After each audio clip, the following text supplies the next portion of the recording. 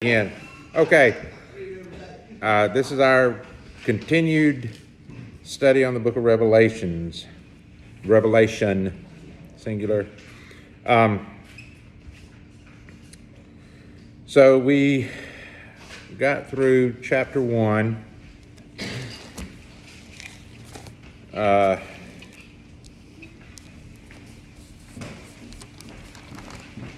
And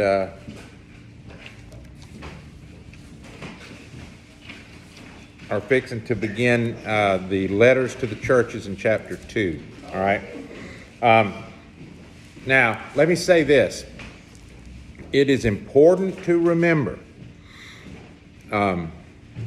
that for John the Revelator, John the prophet, John the seer, whatever you want to call this John, as far as he is concerned, the most important events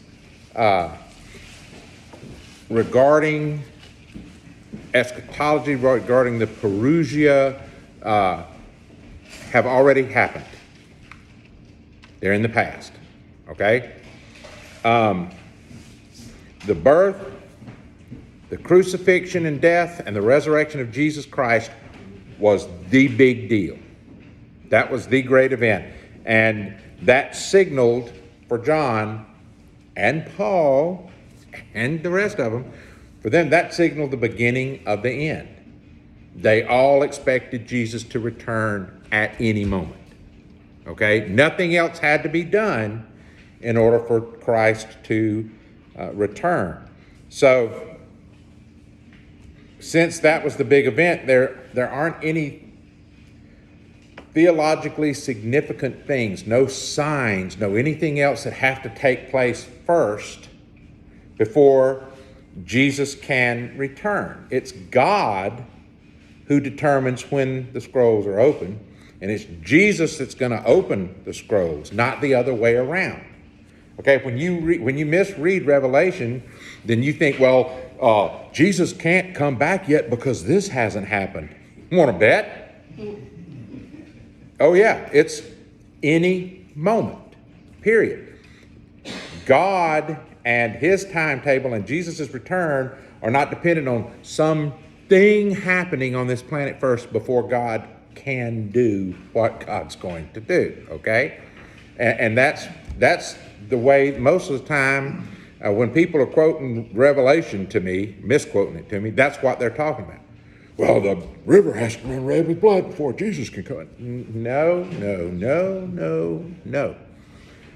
John is writing this, and for him, it's any moment. Nothing else has to occur because God's the one that's going to make the stuff occur. He's going to decide, okay, boom, it's time, and here comes Jesus. Just like that. So we need to keep that in mind as we're getting ready to move through the letters or oracles to the churches, and then the visions themselves, okay? So, and also remember that even though every one of these churches has a specific oracle or message addressed to it, all of the churches are going to hear all of the oracles, okay? Because the person is going to come and going to stand there and going to read. He's not going to say, well, I'm at Sardis, so I skip Pergamum and Thyatira and no. He reads the whole thing, all right? So it's heads up, people. Everybody pay attention. This happened over here. Don't let it happen where you're at. Watch out for these things, okay? So remember that. They all get to heed the warnings. And so we will start with the first message to Ephesus, chapter 2, verse 1. To the angel of the church in Ephesus write, these are the words of him who holds the 7 stars in his right hand, who walks among the 7 golden lampstands. I know your works, your toil, and your patient endurance. I know that you cannot tolerate evildoers. You have tested those who claim to be apostles but are not, and have found them to be false. I also know that you are enduring patiently and bearing up for the sake of my name, and that you have not grown weary. But I have this against you, that you have abandoned the love you had at first. Remember then from what you have fallen. Repent and do the works you did at first. If not, I will come to you and remove your lampstand from its place unless you repent. Yet, this is to your credit. You hate the works of the Nicolaitans, which I also hate. Let anyone who has an ear listen to what the Spirit is saying to the churches. See that? Hear that plural? Anyone who has an ear, listen to what the Spirit is saying to the churches, plural. You're going to listen to all of these. To everyone who conquers, and that is a key part of what John's telling them in these letters, to everyone who conquers, I will give permission to eat from the tree of life that is in the paradise of God. So Ephesus is easily, at this time, the most important of the churches that John is sending this letter to. Okay, it's estimated over 250,000 people lived in Ephesus. It was a major center of commerce and a major religious center also for the Romans. Ephesus was famous for its amazing architecture. In fact, one of the seven wonders of the world, the Temple of Artemis, was located in Ephesus. Okay? And by the time John the seer is writing this, there has been a Christian community in Ephesus that's estimated for at least 40 years. Okay? So there would be an old church, relatively speaking, in that day and time. And so John is addressing folks who have been Christian for quite a while, okay? But their enthusiasm has waned. You know, they're being beaten down by situations around them. They're being distracted. Jesus hasn't showed up yet. And so they're starting to turn their attentions elsewhere.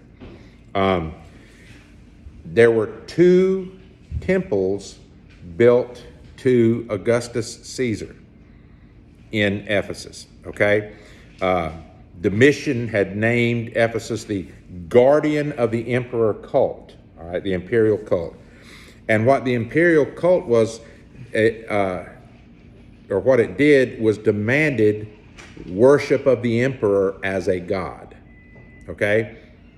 So this is a problem for Christians, all right? Not only are they worshiping some false deity, they're worshiping some false human as though that human was a god. Now, the Romans themselves knew good and well that the emperor wasn't a god, but they didn't care anyway. They loved worship because worship came with food and partying, okay?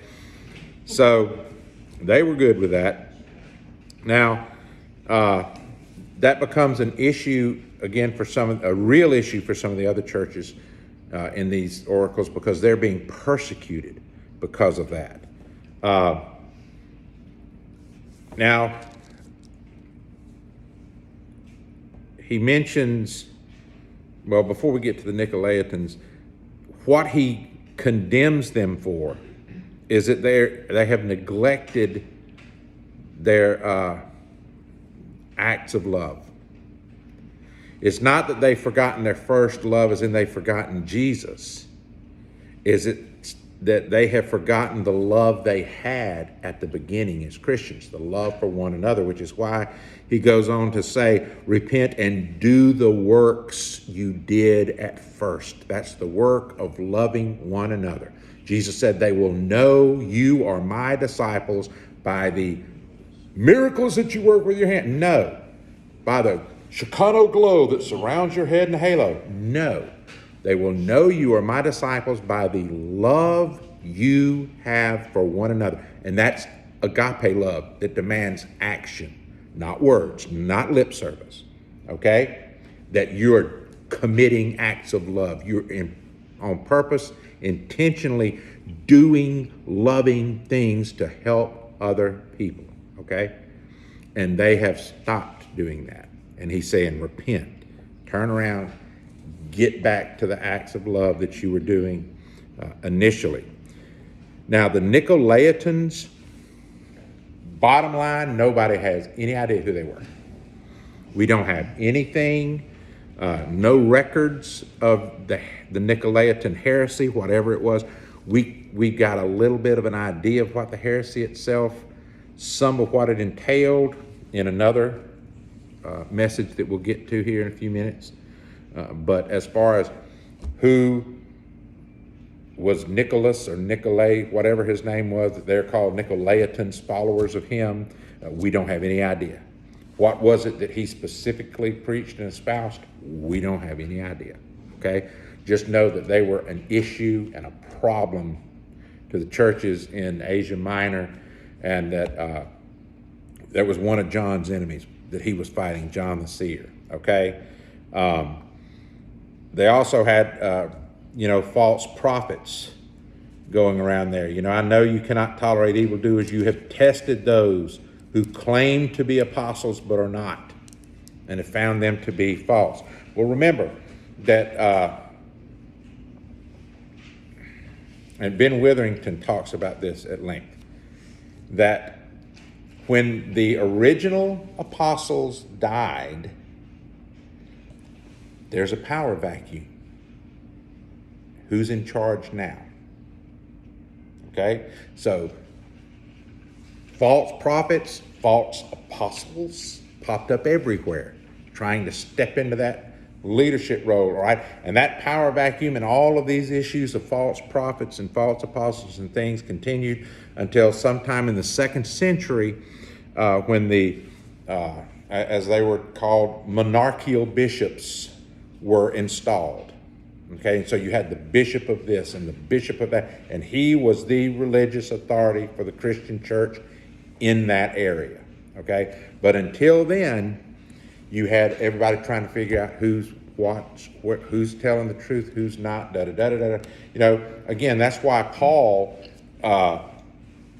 put all his credentials out there when he was writing to churches that he had never actually visited in person. He had to establish, who I am, and here's why I have the right to write this to you. Here's where my authority comes from, to be able to write to you and tell you, you need to do this and you need to do that and you need to stop doing this. Because otherwise they're going, who is this clown telling us how to live our life? Well, no, this is me, I, Paul. This is who's writing this to you, okay? So John was fighting against these false prophets in Asia Minor, and the different heresies and things that they were spreading among the churches, and these are his enemies, okay? But again, what they need to do in Ephesus is return to the acts of love that they, had when they first became a church and a congregation. And again, the word that John uses there in verse 4 is for love is agape. The same word Jesus used in what I just quoted you when he said, they'll know you are my disciples by the love you have for. It was agape, the type of love that demands action, doing something with it and about it, okay? So, any questions about the message to Ephesus? Come on, somebody give me, I want to turn this phone around and point it at somebody. I'm not discouraging you for talking. Don't you have questions? Come on. I'm just because at the point John wrote it, everybody knew who the Nicolaitans were. The churches, John, let me remind you again, John was not writing a letter for people to read in the year 2021. John expected Jesus to have come in his own lifetime. And if not, right after he died. They all expected Jesus to come, within the first few years of his ascension. And the longer it went and he hadn't come yet, the more urgent it became. Well, he's got to come up. He's got to come. He's got until 200 years go by. And then he's like, well, maybe he ain't coming anytime soon. And the disciples felt the same. Yeah, the disciples thought that he was, they lived like he was going to come at any moment. Yes. Sure. Paul, same thing. And John the seer even writes in here, Jesus, I'm coming quickly. I'm coming quickly. I'm coming quickly. Encouraging them, bear up underneath this persecution that you're dealing with. It's not going to last forever, okay? So that's why. Okay. Because the people he was writing to knew what was going on. All right? If I was writing something and said, I was really touched by what my Baptist brother over here at First Baptist said on Sunday, and it moved my heart, And somebody 5,000 years from now finds that letter and go, huh? This was from a Methodista? What was that? And he had a Baptista friend over here. What was that? What were these people? Well, unless they find some records explaining who we were and what we... Of course, that would be easy to do since there's gazillions of records now. At the time John was writing, there was not. At the time John was writing, it was still a very small percentage of the people who could read and write to begin with. Much less had access to vellum, to write on, and all that other kind of stuff. You didn't just, pull a drawer open and snatch out a pen and paper kind of thing. And again, because everybody knew what the heresy was in the church at the time, he did not feel a need to explain himself to people who knew what he was talking about. And again, he had no idea that people would be reading it even 20 years after he wrote it, much less, 2,000 years later down the road somewhere. People would be reading this stuff. So, not that it's been 2,000 years yet, but. Okay, I've got a really crazy question. John is writing the letters, and it says in the beginning, to the angel of the church. So he's writing to the angel of the church, but the angel of the church, who told John, how did John get the script? How did he know what to write? God in a vision, or? He had the vision. Okay. And then once the vision was over, he had to sit down, or visions, plural, it may not have all happened in one sitting. Then he had to sit down and figure out how to write this, how to explain this, how to share this, okay? Now, the first 3 chapters, maybe, I don't know, I wasn't there. Maybe he was being told verbatim, write this down exactly like I'm telling you to write this. He doesn't say that's what happened, okay? But this is how John goes about addressing each letter, each message, each oracle to the church. That this is what from Jesus said to say. Yes, all from a vision. Okay. Yes, all are visions. And remember, each church has an angel assigned to it that takes the messages back and forth to God of what's going on in the church and brings message to the church, et cetera, et cetera, et cetera, et cetera, et cetera. There's also imagery being used in this, just like there will be a lot of imagery used once we start chapter 4, where he sees things that he has never experienced, has no idea what it is, and has to just come up with the best description he can based on his own life experience, okay? Because he doesn't know what that was. Imagine if somebody in John's time had been given a vision about World War II. And the first thing he sees is this giant silver thing flying, bomber flying over, dropping bombs. How's he going to describe that? There's no such thing as flight. There's no such thing as airplanes. There are no such things as bombs. Nothing comes from the air except sunshine and rain. How do you describe that? It's almost impossible for us to be able to remove ourselves from this far enough to see what would he have done. Well, that's a giant silver bird dropping eggs that cause massive destruction when they fall and death for everybody on whom they fall, right? How else would he describe it? The only thing that they see flying in the air are birds. What else are you going to say? He doesn't have a word for a plane or a bomb or anything like that. So when he's given these visions, he does his best to explain them with what he can use to explain. And again, remember, these visions, as far as John was concerned, were fixing to happen. This wasn't something that was going to take place 100 or 200 or 500 or 1,000 years down the road. This is coming right now. It's coming down the pipe. You better be ready. Okay? That's the message of Revelation. Anybody else have anything about Ephesus? So Ephesus started good and kind of fell off. And the call to them is return. Okay, start loving again. Okay, the message to Smyrna. Now, remember, this is one of the Smyrna, Pergamum, Thyatira, and Philadelphia are the only cities that still exist today out of the 7 that John is addressing the churches in, okay? And to the angel of the church in Smyrna write, these are the words of the first and last, who was dead and came to life. Now, notice too that each of these churches is given a greeting by Jesus and a description. Some kind of description about the nature of who Jesus is and what Jesus is and how that particular aspect of Jesus' character relates to the message that's coming to that church. Okay? He who was dead and came to life. This is a pretty appropriate description for the Smyrna church because of the suffering and the poverty that they're enduring right now when he wrote this, okay? I know your affliction and your poverty, even though you are rich.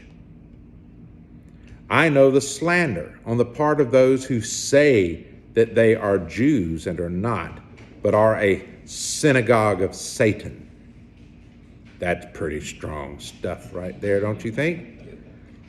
Do not fear what you are about to suffer. That's near-time prophecy. Beware, the devil is about to throw some of you into prison so that you may be tested. And for 10 days you will have affliction. Be faithful until death, and I will give you the crown of life. All right, so who is at the root of all their suffering? The Jews.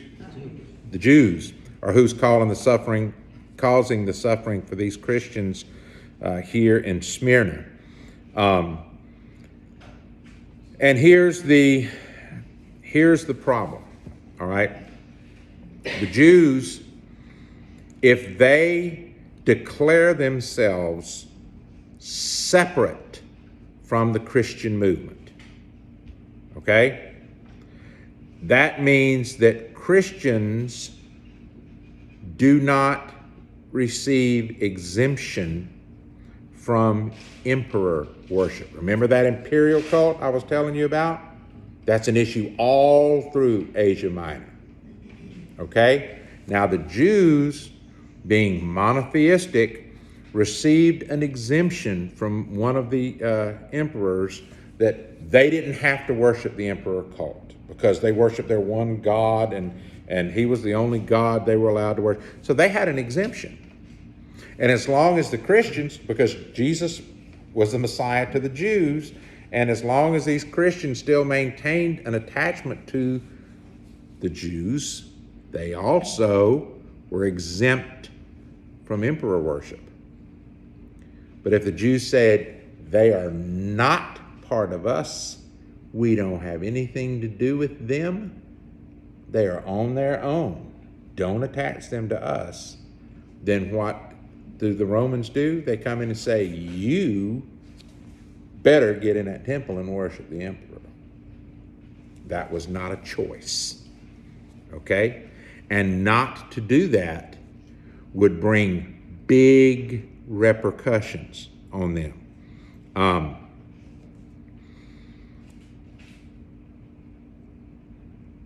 Judaism was actually recognized at this time in the Roman world as an official religion. Okay? And so they could have their exemption. Christianity was not.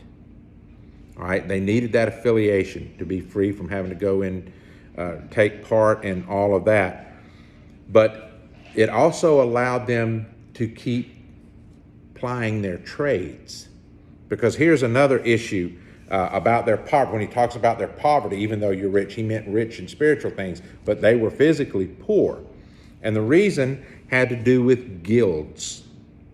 Okay? In this time, the guilds were kind of like unions in a way. All right? If you did not belong to the guild, you weren't going to find work. Not in that particular field. Okay? And the guilds required participation in certain religious rites as part of the membership of that guild. Okay?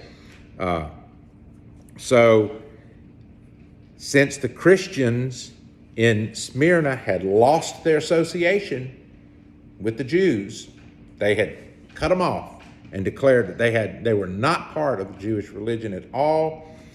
They were forced to either take part in these pagan rituals in the temple or lose their membership in the guild, which means now you can't work.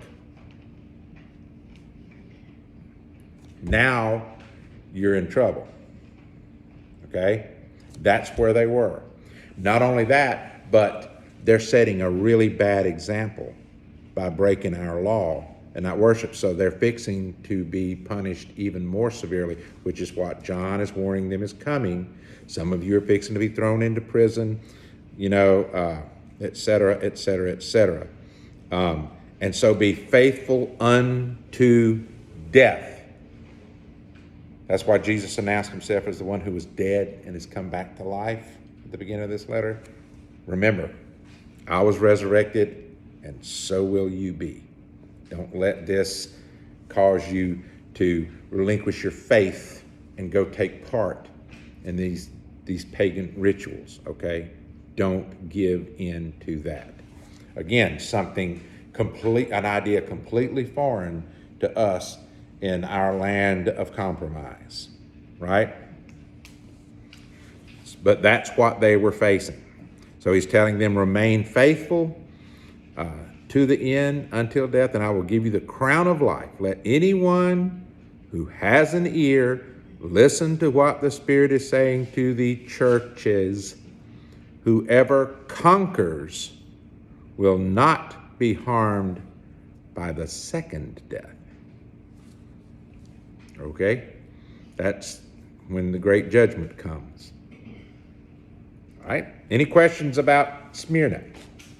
Remember all these implications. It has implications for all the churches, okay? If the Jews have declared themselves separate from Christians in Smyrna, it can happen in Pergamum. It can happen in Thyatira. It can happen in Laodicea, okay? You all need to understand, here's what the Jews have just started doing. And every one of these churches that he's writing to has a temple, at least one, to Augustus in Rome. They have the imperial cult is present in each one of these cities. They're all your work is based on guilds and things. And if it comes to your town, look out, because here's what's going to happen. Okay? At the moment he wrote this, it was only an issue there in Smyrna, but it was a big issue. Okay? And when he says for 10 days, he doesn't literally mean, okay, this is Monday, Tuesday, Wednesday, like that. He means, it's going to be a short period of time. This isn't going to last for long. But it's going to be, it's going to be martyrdom for some of you. Well, I read it as you'll be tested, and for 10 days you will Be there, then you'll die after 10 days. That's what, anybody that was just reading it just to read it. So, okay, they're fixed to go to jail for 10 days, they're gonna die, and that's that. Well, the 10 days is a reference to it'll be a short period of time, not literal 10 days like that, okay? And they would have understood, the way he was writing this and what he was trying to say to them. Anybody else with a question about Smyrna? Did you say that this is one of the churches that is still standing? Now understand, when he's writing to a church, he's not writing to a building.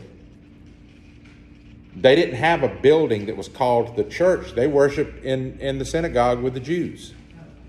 Okay? That's what we have to get past all of our modern imagery. When we say he's writing to the church, you think, okay, well, here's a big, cathedral or something in Smyrna that's the Christian church. No. The church means the people, the congregation. Okay? They would have met when John's emissary got there with this letter. They would have gathered together in somebody's home, and he would have read this. Okay? If they were being terribly persecuted, they would have gathered in the catacombs or somewhere outside of town that they could have gathered in secret, and he would have read all of this to them, or she would have read whoever the carrier was that he sent with it. Okay, that's how it was done. So it's not a building where people are meeting.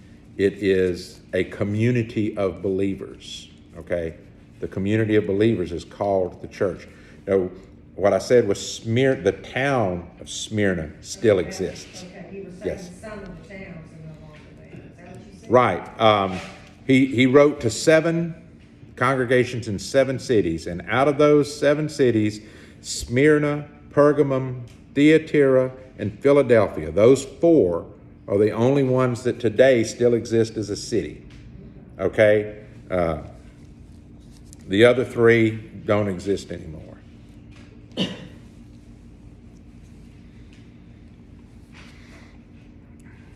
All right.